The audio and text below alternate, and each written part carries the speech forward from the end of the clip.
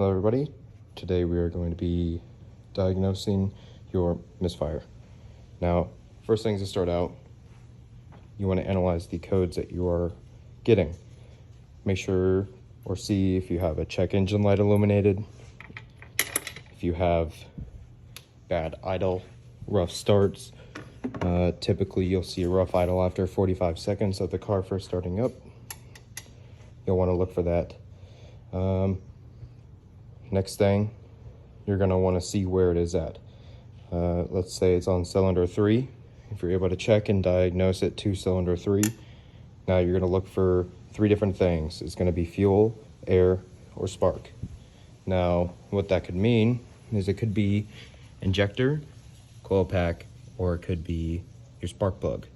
So what I always like to do is if I'm only getting a code on cylinder 3, let's say, I will pull cylinder 3 coil, I will put it on cylinders 2 coil. So I'll swap cylinder 2 and 3 because I'm not getting a code on 2, just on 3.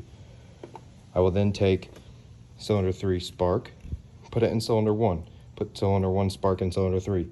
Then clear the code, go drive the car. Yes, it will drive like crap if the issue still persists, if the misfire still persists, but your whole goal here is to try and trace the problem down. Now, after driving it, you should be prompted with another misfire. And if it says that misfire in cylinder 2, well, since we swapped our coil packs, and that's the only thing that we changed, we know, and it's gone from 3, we know cylinder 2 coil pack is bad.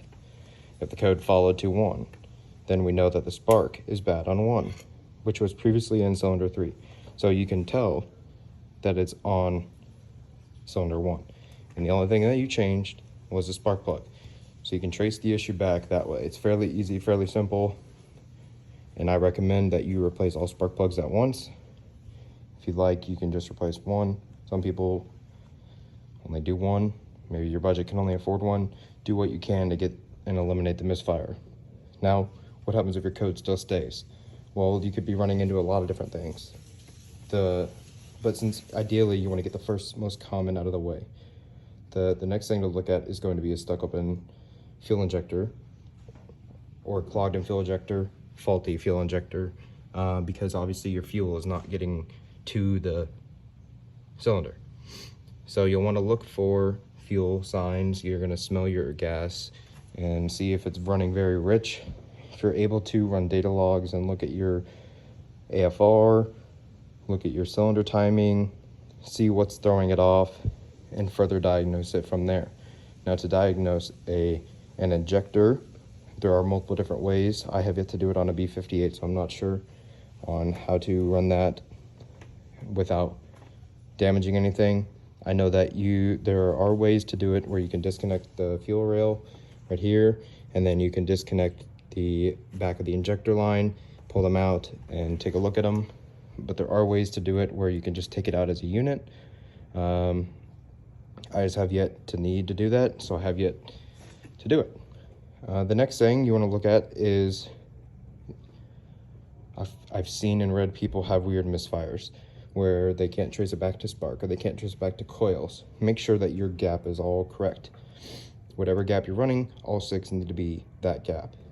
There's very little, there is leniency on them, but if you have a 0.022 on 1 and then a 0.032 on 2, you're obviously going to throw pull timing there. In your car, you'll see will have a lot of timing correction. So the main thing is gap. Make sure your gap is good.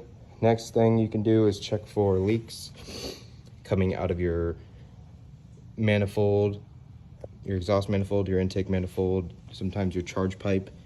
Make sure the connection points are right there. You want to look for some oily residue coming out of the connection. You can also look down there as well. Make sure that your intake is set up properly. All your connections are in, because sometimes it could be a MAF. Sometimes it could be your MAP sensor not reading right. Sometimes it could be your fuel relief system. By the way, those are very noisy. That's this right here. So this runs into here. This assists with getting the fuel evaporation and directing it into the intake, and then also the throttle body It's direct injection, but for the most part, diagnosis of a misfire is fairly 9 out of 10 times going to be spark or coil. Here's just a simple method on how to trace it down. And in my other video, I'll show you how to take them out. Thank you.